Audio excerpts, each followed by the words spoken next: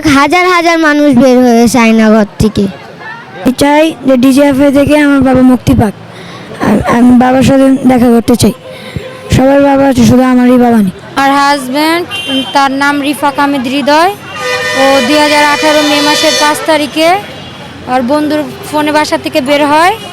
বের হয়ে শিশু মেলার এখানে যে দাঁড়ায়, ওইখানে বলে সাদা একটা মাইক্রো কারে 5-6 জন লোক নামার পর ওকে ওই গাড়িতে তুলে নিয়ে যায়।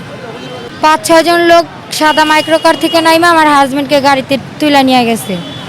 পরবর্তীতে যখন আমি জানতে পারি এই বিষয়টা, তখন আমরা থানায় যাই। থানায় যেয়ে জিটি করি। তারপরে ওই জিটির তদন্ত ছিল এসআই সজীব, তার সাথে কথা বলি। উনি বলে এত খোঁজাখুঁজি করো না, ও জীবিত থাকলে আসবে, আর নাইলে মেরে ফেলাইছে, কারণ এখন তো বেশিরভাগই লোকজন গুম করা হচ্ছে।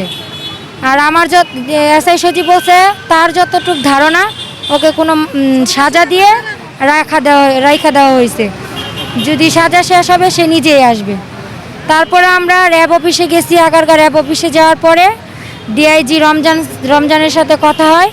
উনি স্বীকার করে, হ্যাঁ আমরা ওকে তুলে আনছি শিশু মেলার সামনে থেকে, কিন্তু ও এখন কোথায় আমরা এটা বলতে পারি না। ওকে ধরে আনার অনুমতি পাইছি, আমরা ধরে আনছি, কিন্তু ও এখন আমরা বলতে পারি না। তারপর আমি পুলিশ হেডকোয়ার্টার, সিআইডি, ডিবি, তারপরে গিয়া আমাদের বিভিন্ন জায়গায় যে থানা আছে ওর ছবি পত্রিকায় দিছি, ইত্তেফাকে, প্রথম আলোতে, কিন্তু এখনও আমি কারো কোনো সহযোগিতা পাইনি বা ওর কোনো সন্ধান এখন আমি পাইনি। আমার হাজব্যান্ড যখন গুম হয়, আমার এই মেয়েটা তখন 3 বছরের ছিল, এখন ওর 10 বছর। ও মাঝে মাঝে আমাকে জিজ্ঞেস করে যে মা আমার বাবা কবে আসবে। আমি ওর এই প্রশ্নের উত্তর দিতে পারি না, কারণ আমি নিজেই জানি না সে জীবিত আছে কিনা। আমি চাই আমার হাজব্যান্ড যদি জীবিত থাকে, তাকে কোনো জায়গায় যদি গুম করে রাখা হয়, তাকে মুক্তি করা হোক। তার সাথে এরকম আরও অনেক মানুষ গুম আছে, যদি তারা জীবিত থাকে তাদেরকে মুক্তি করা হোক। আর যদি তারা মারা যায়, মেরে ফেলছে, তাদের একটা লিস্ট দেওয়া হোক আমাদেরকে।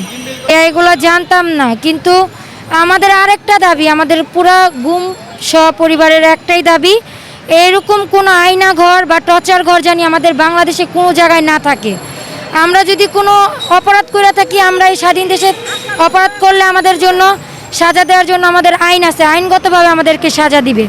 আমাদের ফ্যামিলির লোকজনকে বা আমাদের স্বাধীন দেশে কেন এমন লোকজনদের নিয়ে গুম করে রাখবে, টর্চার করা হবে?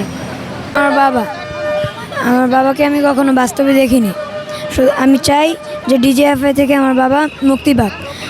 শুধু ছোটোবেলা থেকে বড় হচ্ছি, ছোটোবেলা থেকে দেখছি যে আমার বাবাকে ছবি আর ভিডিওর ভিতরেই দেখছি, বাস্তবে কখনো দেখিনি। আমি চাই যে আমার বাবা মুক্তি পাক আর আমার সাথে ঘুরতে নিয়ে যাক। যখন নিয়ে গেছে আমি সেসব 5 মাস ছিলাম। 5 মাস না।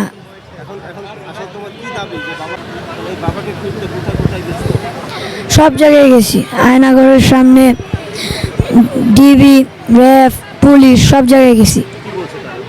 তারা বলছে যে শুধু ঘুরায়, বলে যে এদিকে ছিল অনেক কথাই বলে, কিন্তু বাবাকে আমি পাইনি।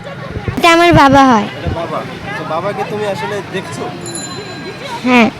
বাবাকে দেখছো? জি।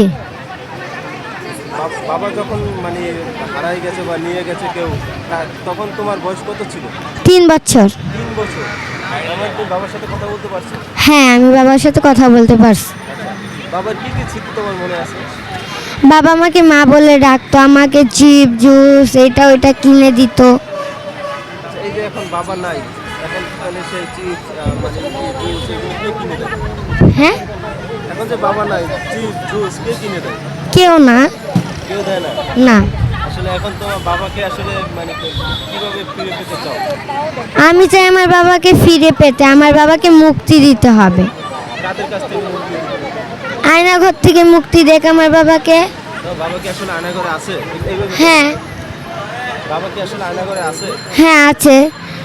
কিভাবে বুঝতে পারবো? যদি থাকে তাইলে মুক্তি দেয়।